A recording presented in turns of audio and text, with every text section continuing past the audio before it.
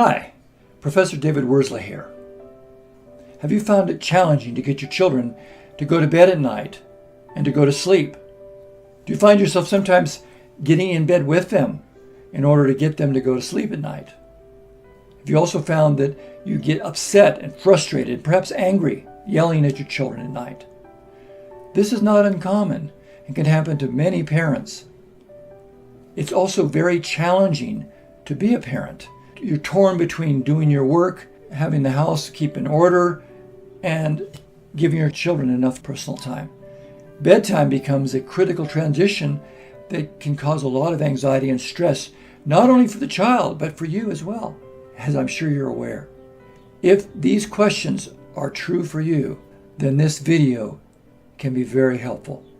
I want to tell you a little story about my own experience in parenting when I was a young parent.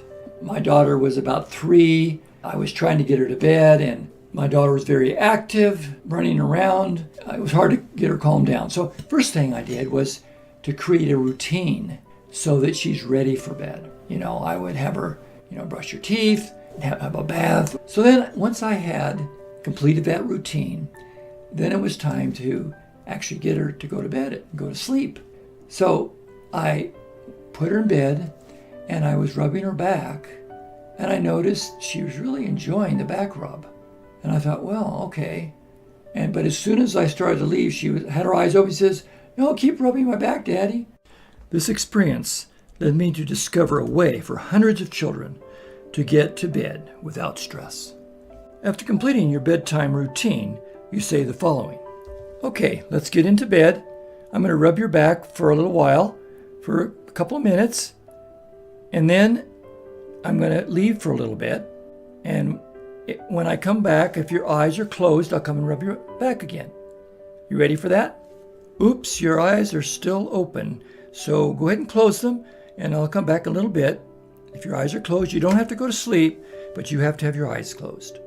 You repeat the process of rubbing their back and with their eyes closed, and usually within 2 or 3 times, almost every child I've ever worked with goes to sleep.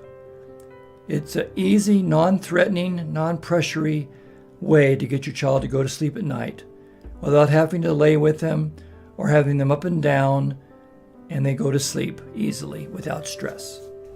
Another addition to this process is to play slow lullaby music without words that helps increase alpha wave in the brain and helps the child go to sleep more easily.